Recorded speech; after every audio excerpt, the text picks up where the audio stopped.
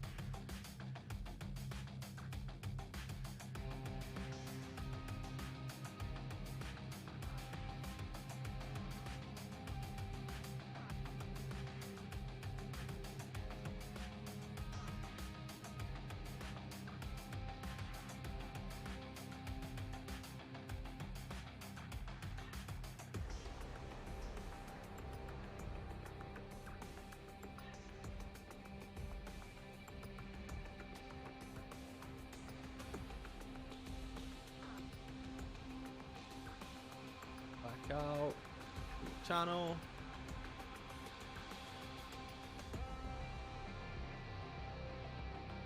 Yo, dog.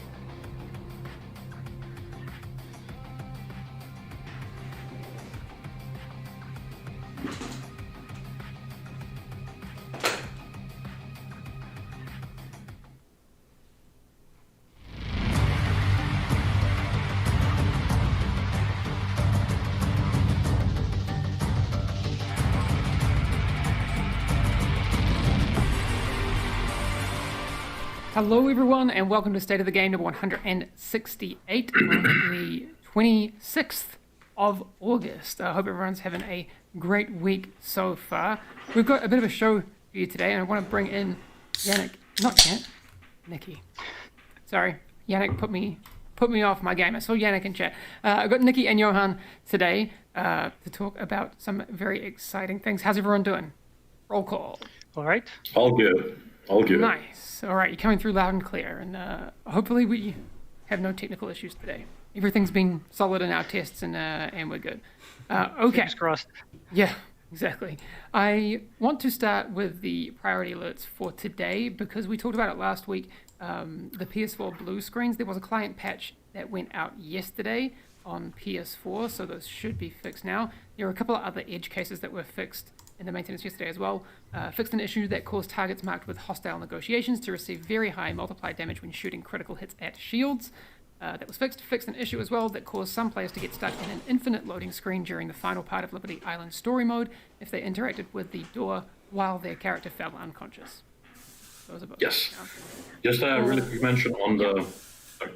Just a really quick mention on PS4 blue screens. Of course, this is meant to reduce the frequency of them. I think that it's very much realistic to assume that they're still going to happen for players. And if we find any other source of these blue screens, we want to fix them as soon as possible. So if you're experiencing any of them, do send us crash reports, etc. Any information you might give us, and we're definitely going to look into them and working to fix as many of them as possible. Because of course, it's not a fun experience to play a game in the middle of a mission or raid or what have you, and have a blue screen. So you definitely should see a reduction, and quite a significant one, I hope. But they may still happen, and if you have information, do share it with us. We appreciate it. Fantastic. I just want to point out something in chat. So Ripper McGee was saying, these mods might ban you for any constructive criticism. That's not how anything works here. Constructive criticism is always welcome. Just keep it respectful. It's easy to do. If you wouldn't say it to your mother, don't type it in chat. That's usually the rule I go by online. If I would feel embarrassed if my mother saw it, I probably shouldn't be saying it. Okay. What else do we have here? Yes. So, TU11 is coming. We don't have a date for you yet, but it is coming very soon. And I kind of wanted to show a bit of an overview of what people can expect, because we've alluded to a bunch of things, but I think it's good to get it out there in a plain format. So, we know it hasn't been officially announced, but you guys folks have found it, and we've talked about it, but there's a new PvE game mode coming. Season 3 and all the things that come with it are on the way as well, which alludes to some new gear. Previous seasons have had new gear. Nikki did spoil for me before that there would be some new gear attached to this PvE game mode. Can confirm? Can confirm. There will be Right. basically a third exotic that will be a new crafting quest that is mostly tied to this new game mode. Okay. I am very aware also that's the Regulus in the new gear thing. It just looks pretty, and we didn't want to spoil. Appearance mods we talked about last week. Rainbow loot improvements we will be talking about today, as well as agnostic mods and the changes that have happened there. It's simple but high impact, so we'll talk about those today as well. Okay. So yeah, we've got quite a bit to get through. Johan, can you take us through a bit of what's happening on the bug fixing side with TU11? Obviously, we don't have an exhaustive list today, but where are we at with that? Yeah, sure. So, as Hamish mentioned, of course, we're still very much working on the build, working to fix as many things as possible, and make sure that it's a really good experience when it does come out. But there's a few things that I've seen has been fixed that I know has been talked in the community, and I wanted just to highlight them here.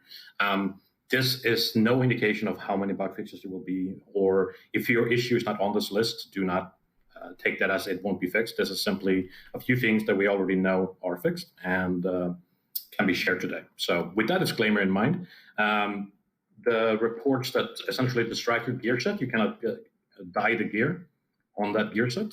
That is fixed, so you can now actually do that, which should be a nice surprise for many. There's also an issue with the crafting cost for SMGs. Essentially, the polycarbonate cost, which is too high, and it was way above any other weapon type, so that has been fixed. Also fixed an issue that caused players to be unable to fast travel from New York to the dark zones, which is also something that we're seeing quite regularly. And of course, there are many more. But it's also just a quick preview of what you can expect in TO11 when it comes out in terms of bug fixes. But for a full list of patch notes, that's going to be a bit closer to the PTS and the update itself. And it should be relatively soonish. Spoiler, but Okay. yeah, so that's it. That's good news. I mean, I love when we have PTS patch notes and we can really make these streams about. I mean, I like reading streams. I personally am totally into it. But we shall see if that's coming. Well, we'll see when that happens. I don't actually know if that's a next week thing or the week after or the week after. We'll take it as it comes. I did actually have a chat to Bruce today, who couldn't join us because, good news, he's super busy making sure that a bunch of these changes make it into TU11. He said that there's buffs to a bunch of weapon types that he's working on, and he was working on some things for Lady Death and also like the firewall armor breaking stuff. He's very busy, so TU11 is going to have a bunch of changes there. And Dakid 1209 is asking about PvP updates. I know Bruce is working on stuff as it pertains to PvP as well. So yes, TU11 is going to have a bunch. Gamer Insanity, does Hamish have a blanket hanging up behind him? Yes, it is a blanket. And behind there is some cupboards. Working from home hacks. Okay. Now, we did show last week a graphic that showed our roadmap for State of the Game. Last week we talked about the appearance mod system. I know there are a bunch of people in the community who are excited about that. I saw Kaylee Phoenix tweeting about that today. We today are going to talk about the rainbow rolls and all that sort of stuff. But we did say that the new PvE game mode we will be talking about next week. So I know people will be asking about that in chat. That's a next week thing. So put it in your calendars. I think it's September 2nd. Yes. Okay, September 2nd is...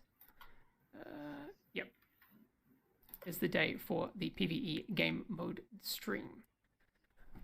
Okay. Nikki, can you give us a bit of a... Before we get into the PowerPoint part of this presentation, which is my favorite part of any stream, can you tell us about some of the things that you've been looking back on 10.1 with as it pertains to loot? Yeah. PowerPoints can only be topped by Excel sheets, right? As a designer, at least. So, I just want to say that we hear kind of the sentiment from the community that about bad loot and things might have been degrading since 10.1. So I just want to start off by saying that we have made no changes to the improvements that we did on the roll side, basically the power of items. That is still pretty much the same. And we've done all our simulations again to make sure that that is still accurate. But of course, the simulations are not like a real world live game scenario.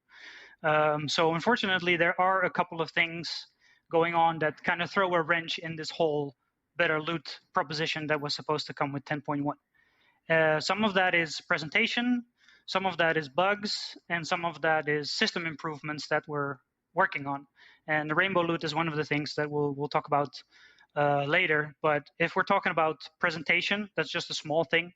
But if you're trying to judge, like I'm expecting a minimum percentage average on a certain item, there's actually some rounding going on sometimes for stats that have small increments or big increments, I have to say, like very few different values for the entire bar, stuff like crit chance and so on. Okay. So sometimes we kind of adjust the bar to match, what the increment is, and sometimes that goes up, sometimes that goes down. So if you're trying to judge like the power of an item, the UI is not exactly accurate in terms of an exact percentage because some rounding is going on. Okay.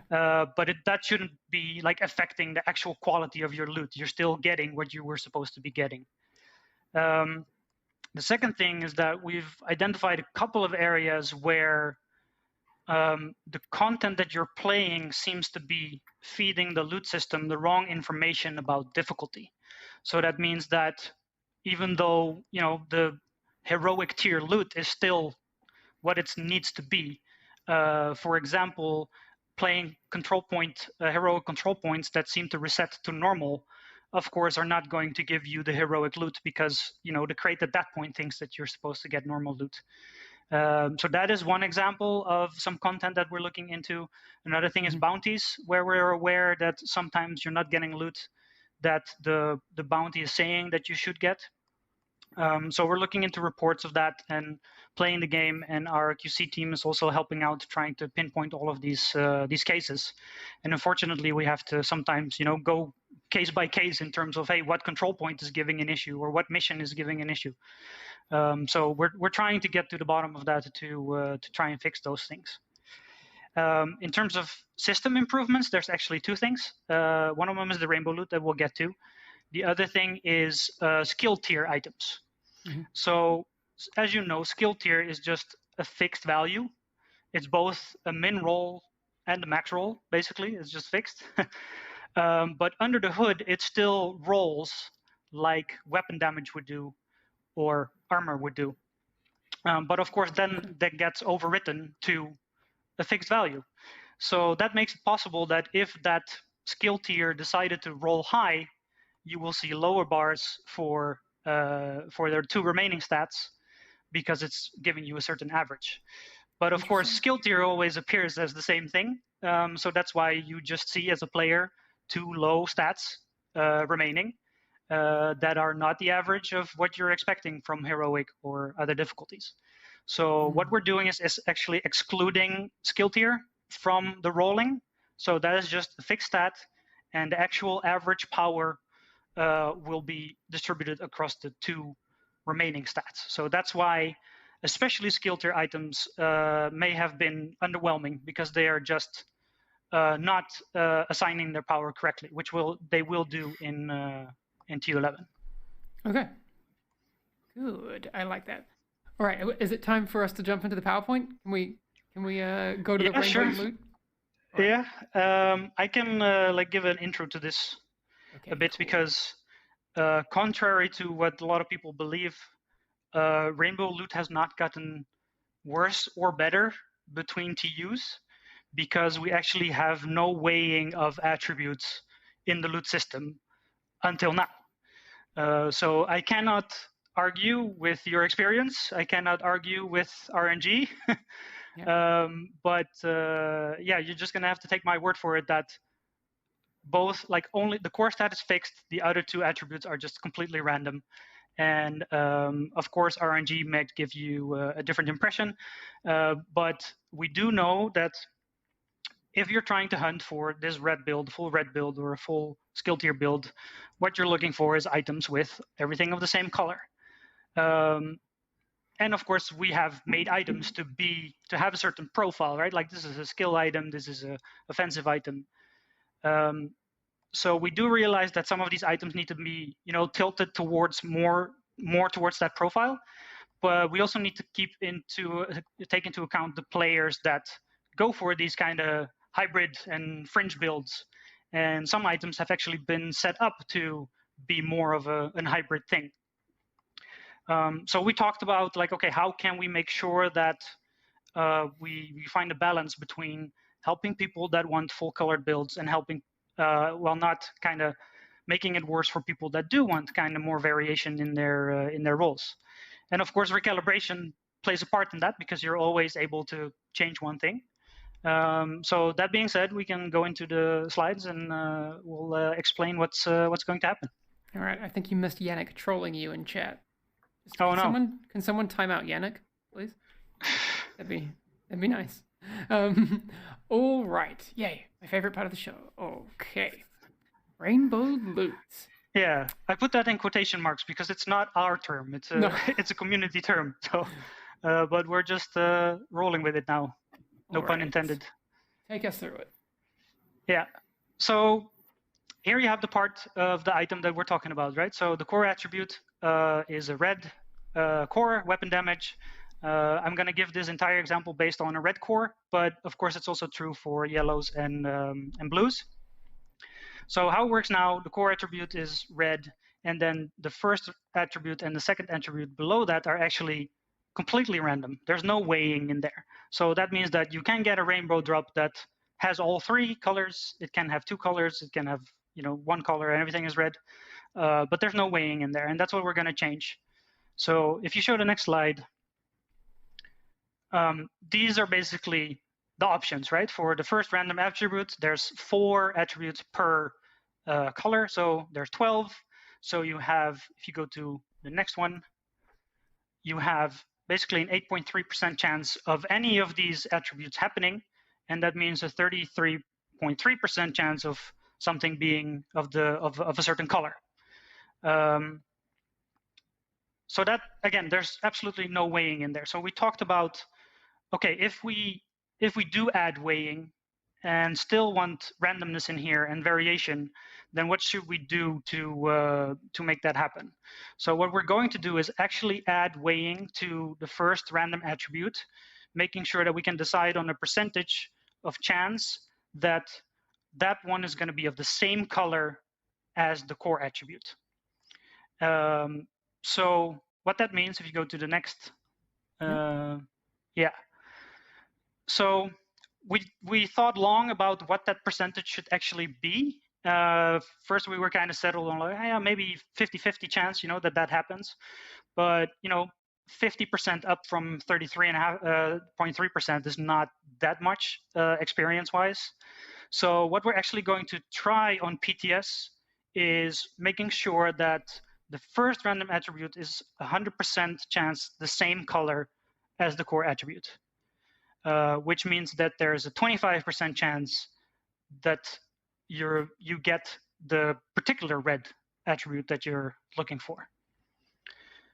So that's something that we're going to try on PTS, and what we would really like to have feedback on. And of course, we're also playing with it more to see how we need to adjust that. So that's a work in progress, but that's kind of how we've updated the system so that we can weigh these things more.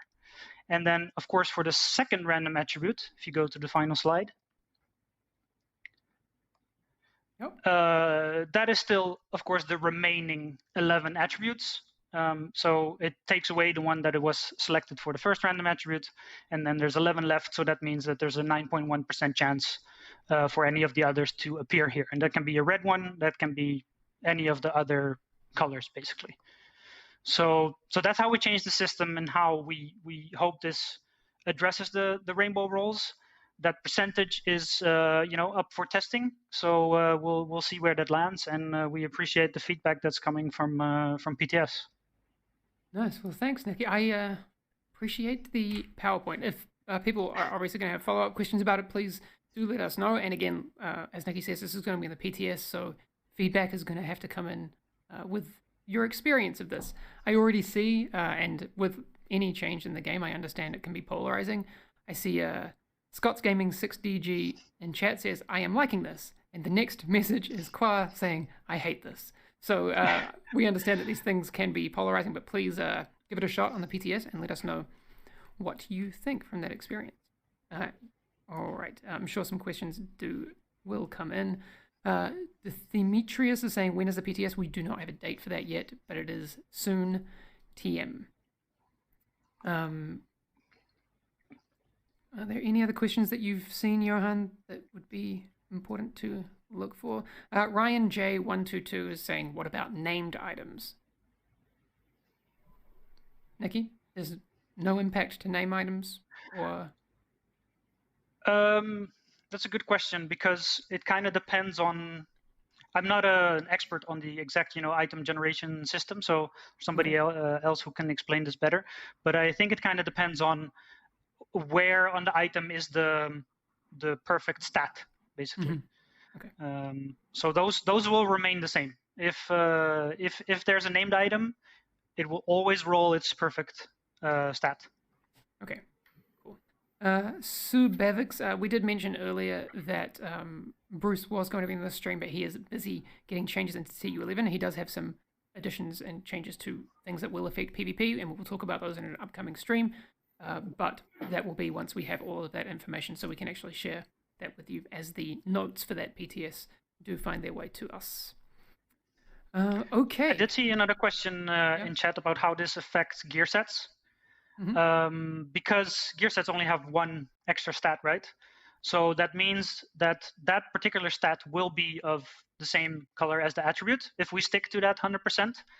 But of course, you have a recal, and there's fewer stats on a gear set. So that still allows you to change one of those things to a more hybrid setup if you would want to do that. I also saw a good question from our buddy DJ Tickle. Doesn't that mean now that skill tier will be overrolled compared to blue and red? Or I think maybe means like overrepresented in roles compared to blue and red, as yellow doesn't worry about the core now. Blue and red still has three primary stats to distribute. Is there anything that we have on that? I mean, to a degree, but also the way that the loot system works is that it always decides on a certain average. So yes, there is of course a difference between, deciding on an average for 3 attributes compared to 2 attributes, but there is still a lot of variation in those two attributes that remain on skill tier items. Mm-hmm. So it's not that they necessarily become more powerful because more power goes to the remaining stats, but it's just like, 2 stats are rolled. And of course, for skill tier items, it's always been the case that you kind of just need one of these stats to god roll, and then you can recal the other one. So they've kind of always been the odd one out. And we think that this solution kind of at least improves the perception and the quality of these items. So. Cool. All right. Do keep your questions coming in. We're going to be here for a little bit longer. So Johan and Nikki, keep an eye out in chat, and we will see if there's anything else we can answer. I do want to talk about what is one of those changes that comes into a title update that seems like a little sneaky one, but I personally think it has quite a big impact, and I want to talk about the thing that we called agnostic mods. Nikki, do you want to talk about the reason from a game design perspective as to why those changes needed to be made? Yeah, it has to, it's kind of twofold. One of them is more flexibility in your builds, so you can decide what to make and that you're not limited by, I have a red build and all my mod slots are red as well, so I can only use red mods, while I would really like to, have some additional armor or explosive resistance or whatever you want. The other thing is that there was kind of some hidden knowledge that you needed to have about how these items were rolled. For example, you have the Hannah U mask, which is a skill-based item, but also kind of set up to be a bit hybrid by giving it a red mod slot. And so there are items that have a fixed mod slot color, and there are items that just roll one, and that knowledge is not public to anyone per se, right? You'll find out through experience, but it's kind of, you need to know that. So if you're looking for this, completely yellow Hannah U mask, then it's going to cost you a recal to make that slot yellow, and that of course makes it more difficult to get the rest of your item up to what you want it to be. Okay. So that's kind of why we're going to what are basically generic gear mod slots. All right, and that means that they basically they don't have a color anymore, so they're just represented as gray now, and you can put whatever mod you want in there. And this is retroactive, so all of your items that had a colored slot are now generic, and if you had recaled that particular thing on the item, the recal mark will be removed, so the item doesn't count as recalibrated anymore, and you'll actually also be refunded the materials that you spent on that. And as you can see in the next slide, basically if you now go into your list of mods, it will just show you all the different mods that you have of all the different colors, because you can just put in there what you want. Okay. All right. So yeah, I think chat is kind of agreeing that this is one of those small changes with a big impact. I see a lot of feedback, a lot of PogChamps. It's I like when that happens. That feels good. Okay. Damn, I did it wrong. My bad. Here we go. All right. Cool. Again, do let us know what you think of this change. I'm all for it. Yeah, it's an easy win, I think. Yeah, so that part actually doesn't change anything on the gear mods themselves, right? Those still remain blue and yellow and red. But I am bringing some news from Bruce, who is doing changes to gear mods, most notably the blue ones. We're doubling all of the resistance percentages for the resistance mods, so they'll be more powerful. That is also retroactive, so it will just be doubled for you what you had. And there will also be 2 new resistance stats, resistance mods, or stats on the mods, which are for ensnare and for confusion. Okay. So, yeah, if that doesn't give you the idea that there's going to be a lot of patch notes for TU11, yeah, you can expect some big notes. So you're going to be busy, Johan, putting that together. For sure. It's going to be quite a task to put them together. I'm excited. The Architect 101 says, where is Bruce? I miss Bruce. I miss Bruce too. But Bruce is very, very busy getting TU11 changes together. Yeah. So he didn't have time to. As opposed to me, I have like all the time in the world. Yeah. So, what it really means, Bruce is lazy. Come on, man. I bet he's. No, Bruce is great. Yeah. Okay, we have some. Obviously, the seasons are always running. Season 2, Johan, can you tell us what the latest is with Season 2, so people who are playing that can be up to date? Yeah, absolutely. So, obviously, yesterday you have the next cycle in the season. So, the 2 last targets become available. So you have Titan and you have the Prime Target Hornet. They're both now available to actually hunt down in the game.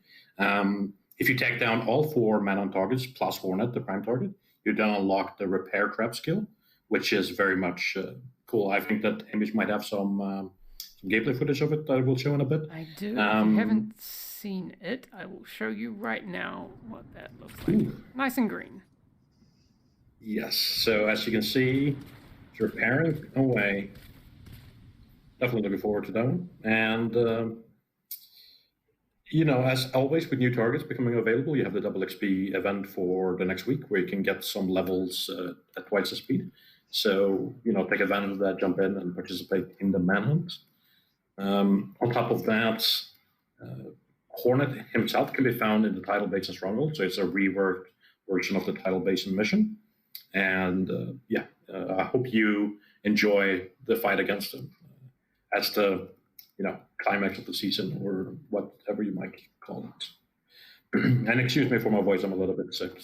So. Oh no! Don't be sick, man. Just feel better. It's way better. I try not to. Yes. So finally, just as a last comment here, yesterday as well marked the end of the Huntsman League as well as the Reanimated Global Event, and of course we have a couple of weeks left now on season 2, but it is nearing its end. So if you want to get the Repair Trap soon, make sure you do so in the next 4 weeks. Although if you don't, for whatever reason, there will still be, of course, an opportunity to earn it in-game later down the line as well. So if you want it now, go get it, but it will also be available in the future. So that's more or less what's happening with the season. Cool. All right. I do see a lot of feedback on the healing trap. Some people like it, some people don't. That's good. Please continue to give feedback on everything that we do. Like I said earlier in the stream, constructive criticism is always welcome and appreciated. So keep it coming. Someone also said that they miss mobile cover. I do not. I do not miss mobile cover. I have nightmares about mobile cover. Like still, definitely not my favorite. LFC is saying, now with agnostic mods becoming a thing, will we get a mod library? Nikki, any changes or future plans? I know that's not a TU11 thing, but... As of now, not really, no. Mm-hmm. But we do know that the whole mod inventory and management is not what we want it to be. There's actually a feature in there that might have snuck a little bit under the radar, but you do have attribute filtering now in the mod inventory, so that definitely helps. But we know there's a lot to do in terms of the naming of items, the sorting of items, that kind of stuff, figuring out what are my best roles for each attribute. So that is stuff that is all on our radar and wish list. There's only so much we can do for TU11. So we'll have to see how much of that still makes it into what that build will be. Cool. All right, do keep the questions coming in. You guys have been awesome today at giving us great questions. I do want to go over to some agent highlights because we like to celebrate the awesome stuff that the community are doing.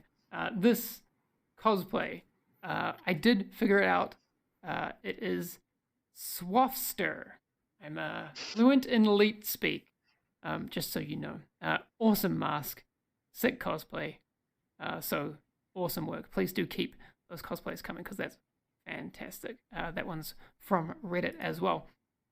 This next one is Mad Skill. I'm a huge fan of the art. I'm also a huge fan of what I think is a pitch to the game design team. Can we please have horse mounts? Nikki, please, with your authority, confirm horses coming to... I think if I confirm that, the animation team is going to kill me. Yeah, I think so too. But that is sick. Very cool. So Pami Aini over on Twitter, crazy skill. Very, very impressed. I think that would make a really cool wallpaper. So maybe I will just put that on a white background and make that my wallpaper. That's really nice. Yeah, Dav's BR says just do it, Nikki. Yeah, even Yannick said that. So, I mean, if Yannick says it, who am I to say no? You heard it here first. Is Paul Tassi in chat? If you could just write an article about how the associate creative director confirmed that horses are coming to the division, that'd be fantastic. Absolutely. Thanks, Paul. I appreciate everything you do. All right. Did you guys see any questions that you want to address? We are currently over our usual scheduled time, but that's never stopped us before. Yeah, just one clarification on the rainbow loot. That change is only effective for new items that drop. We're not gonna touch your gear and what you've put together and the recals that you did. So that all remains intact, but it's just for future loot that you collect that applies. Yeah, and the agnostic mod slots are retroactive across every loot that exists in the game. Yeah, because they don't really, they only change your gear in a beneficial way, and we actually refund you the recalibration. So that is retroactive. Yeah. All right, I see Destin's in here. He says he's going to try and get it up on IGN. Thanks, dude. I appreciate it. Yannick, what have you done? Big trouble coming Yannick's way. It's not my fault at all. I didn't manufacture this in any way. Okay, thank you. I saw a couple of questions real quick. So somebody was asking about the PTS when it's coming out. We can't really say the exact date today, but next week you will have that information. On next week's State of Game, we will let you know what date you can actually play and participate in the PTS. And the same thing goes for any information on the new PvE game mode. So if you're looking to see exactly what it is or anything else you might wonder about it, next week is the time for that. So that's a bit of a non-answer, but at least you get an idea of when that information will be available. So make sure to tune in next week. Very soon. And a couple of weeks ago, Yannick did spoil that the PvE game mode will be on the PTS. That was totally all him. Great. So there's a lot to look forward to. We did say, so these past few weeks, we've got a lot of new stuff coming in TU11. We talked about the transmog appearance mods coming in that update. We talked about those last week. Today we talked about Rainbow Loot and agnostic mod slots, and obviously there's a bunch of changes we haven't even gone into details on. These are just the new things. And then next week we're talking about that new PvE game mode. So that's going to be a juicy one. Calling Yannick out cold. See, it's fine. We can talk about Yannick when he's not here. He's not going to find out. I'm pretty sure. Totally not. Yeah. All right. Thank you so much, everyone, for coming to State of the Game today. Thanks, Yannick. Not Yannick. Yannicki. Thanks, Yannick Nikki. is with us in spirit and chat. Thanks, Nikki and Johan, for joining today. Yeah, it was my pleasure. Fantastic. And we will be back next week. Johan, do you know who's on next week? I don't know just yet, but I'm fairly sure that Mackenzie will be on, that some of you may be familiar with. So it's going to be chatting about some of the work that they've done, for sure. All right, cool. We will see you all again soon. We do have some Division 2 photos like we end every stream with. Just want to highlight. You will see a lot of repeated names because we do have a very dedicated photo taking community, but anyone can get involved. You can use hashtag the Division2 photos on Twitter, and we will grab those and show them off at the end of our show like we're just about to do. All right, thank you everyone. Bookmark next week for the new PvE game mode. That's going to be the first information that goes out, so you're not going to want to miss it. All right, I think I am ready to end this. All right, catch you later everyone, and we'll see you next week. Bye. Bye-bye.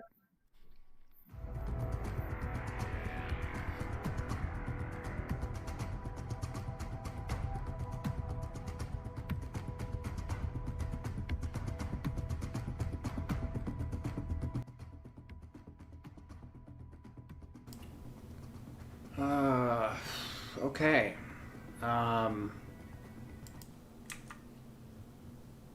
Well, I mean, that was better. You know, it was better. I will give them that. But there definitely is. There's definitely certain concerns, I guess, that I have. So,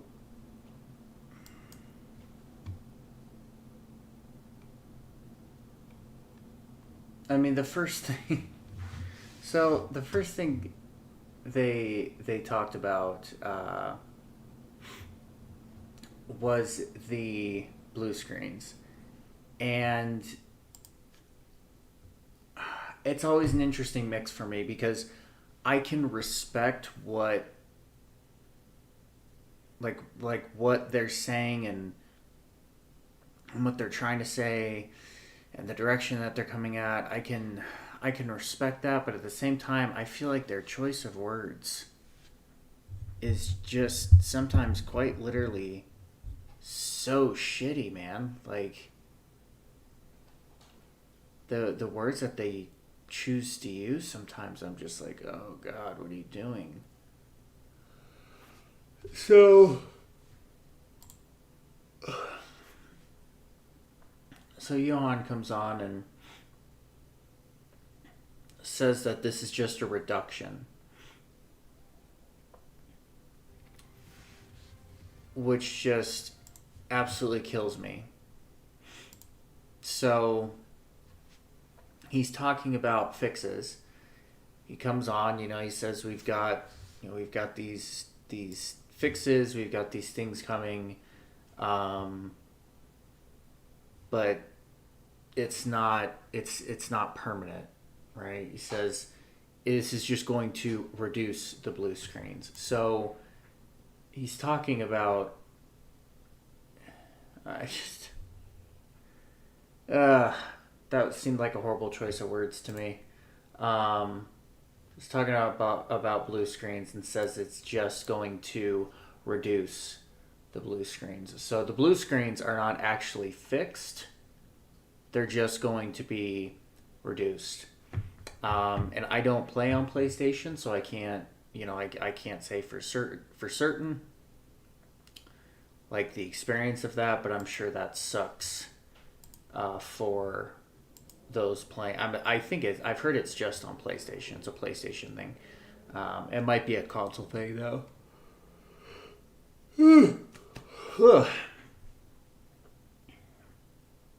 All right. Next thing that came up was exotic. So there is a new exotic coming with the new title update, which is good. Don't get me wrong. But at the same time, I'm kind of also just kind of like, do we really need more gear? I think that's a big debate. That's something that you could easily talk about. Do you need all this new gear? I mean, I'm more so in the for me personally, I'm more in the aspect of like, fix what you have first before you start adding more stuff. And sometimes I think this is the big problem with that Division has. This is the probably one of the biggest problems that Division has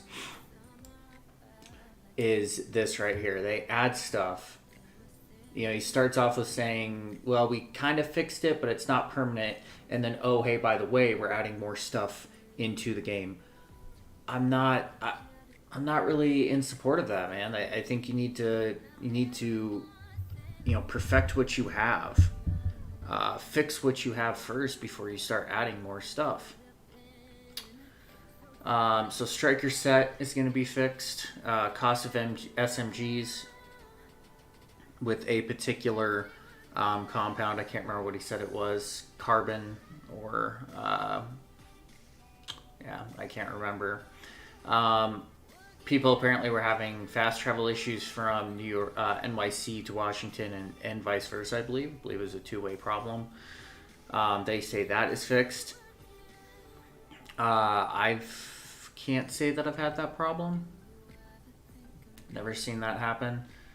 Striker set's fixed, but we'll see how long that lasts. We'll see how fixed it truly is. And if I heard him right, Johan said that all of this is coming with Title Update 11. So this stuff that they mentioned, the stuff that I just mentioned, will not be on. Will not be like in coming, maintenance. This will not be on the next maintenance. Oh God, I can't stop yawning. Man, I got class in like 20 minutes too, so I gotta wake up. All right, Nikki spoke a little bit. Say they haven't made changes. So he was talking about the rainbow loot and how people were talking about. You've seen a lot of content creators talk about it. EK1 is probably the biggest one, I would say, that's really been looking at it the most. Nothing But Skills looked at it. Gamey Daddy looked at it. A lot of people looked at it, and everyone was kind of coming to a general consensus that something changed. Maybe they don't realize it from the way Nikki was talking about it. It makes it sound like they're pretty confident that they haven't changed anything. Clearly something changed, but they're either... this is the obvious choice, is either they know and they're just choosing not to accept it. Like people caught them red-handed and now they're not wanting to admit it. Or there's changes, because I noticed one thing he said, and Nikki was talking, was that about this specifically, he talked about testing and how they have a little test that they run it through, but he even said that the test that they run it through is not a guaranteed like one-for-one with real-world use, right? So, what that tells me is that maybe they honestly were not aware of how their changes were changing loot. But it also sounds like they test their product before it goes out, but they're not testing it in a real-world setting, right? Which I think is very interesting to me. I don't know where the logic in that comes from. Unless you're like in those very first stages of development, the games never came out. Yeah, it's kind of hard to test it like in real world per se. But even then, hell, even if you're making the game, you can still test the game in real world, right? You can launch the game. No one else has to be playing with you. So, I don't know about that. He also talked about the skill tier. And he did say, even though we can't see it, the skill set is a set number. That I don't know about that one. Not in the sense that he's lying or some nonsense like that, but I think that could definitely play a big problem, because we as players weren't aware of that. So we would look at skill tier and we would look at it as, and I think I talked about this in one of my other videos when I was talking about the percentages, and we kind of went over the math a little bit. Yeah, that's interesting. So it's a set number, but its percentage, it rolls just like weapon damage, for example. Rolls just like it. There is a percentage, but it doesn't actually show you. It's just says skill tier 1. So what that means is you can tell, like, if you get a skill, a yellow gear, and you get something with skill tier, and then you get 2, we'll say they're all matching just for the hell of it, you get 2 yellow attributes, and those attributes are low. They're low because the skill tier percentage was high. Right? So that's at least how you kind of know how that skill tier affects it. So the skill tier does affect your other attributes. It's just something that you couldn't visually see it as a player. They went over the PowerPoint, everything that they talked about today, except for gear mod slots, will be for future loot only. So they're not going to wipe our gear. They're not going to revamp all of our gear like they've done before. It has to be changed some way, because there's going to be, I can see it in both aspects, where some people are going to be upset about it, right? They're going to be like, well, I have all this gear, you're going to fucking make me grind for it again? And then on the other aspect, you're kind of like, well, the changes have to be made somehow. You have to be willing to nudge on it. They're not just going to give you better gear.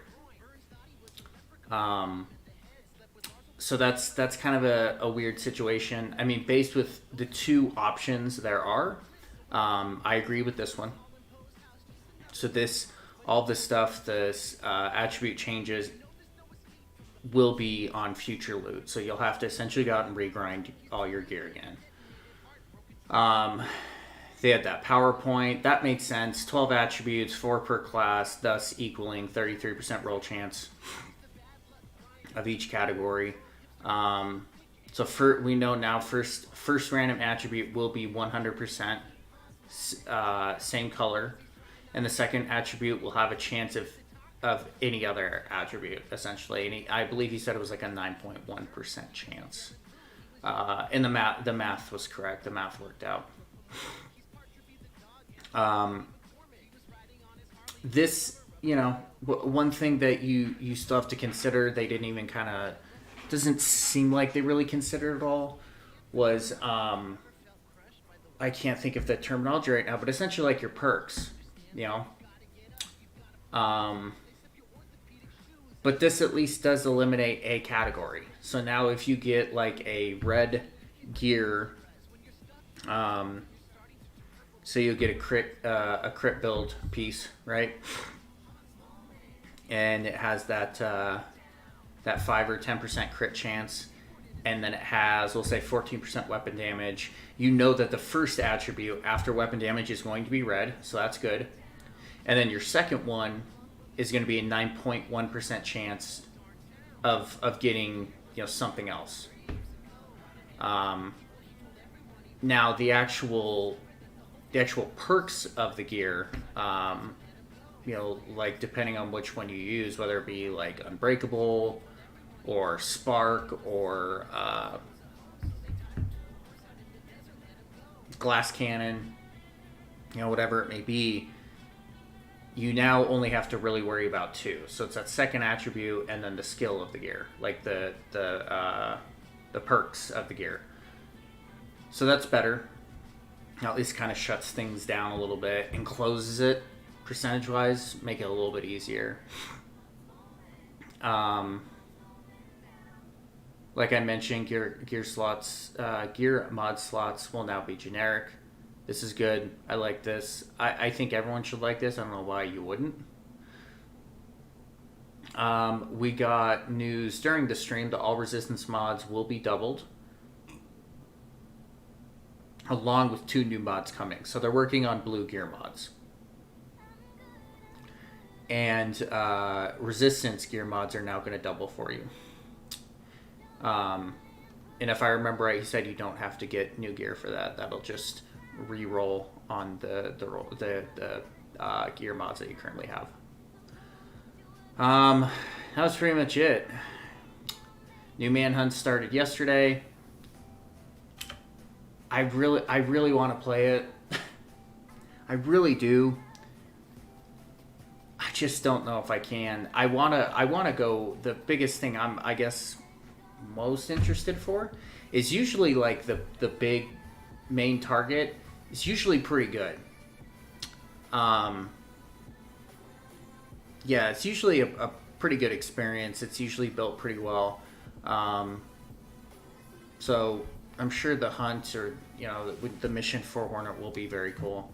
But I just cringe doing it, man. It's the same shit over and over and over and over and over. You know, the same missions and the same control points and rinse and repeat. It's just hard for me to go back and do those manhunts. Yeah, it's hard. The little healing horning trap, horning, that was nice, wasn't that? Healing horning trap. The healing hornet trap will be available, obviously, when you kill Hornet himself. But if you're like me, and probably I feel like a lot of other players right now, where you just don't feel like going on the damn grind, you don't feel like doing those targets over and over and over and over and over, it will be available. The healing Hornet trap will be available further down the road.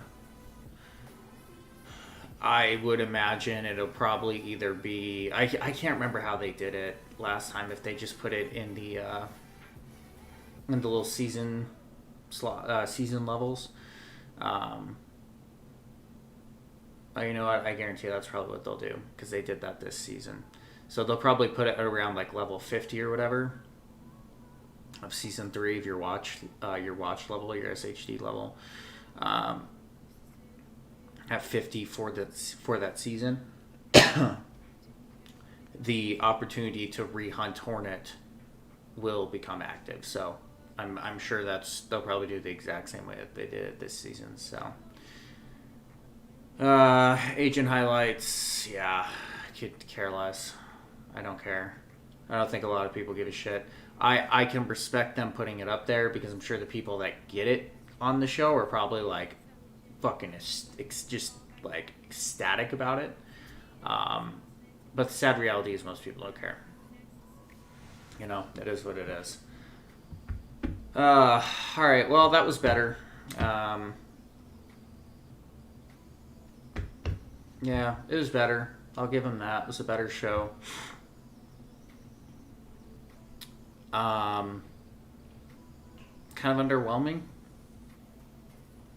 in certain senses, but that was definitely, I will give them credit in the sense that was a far better show than the previous 2 weeks. So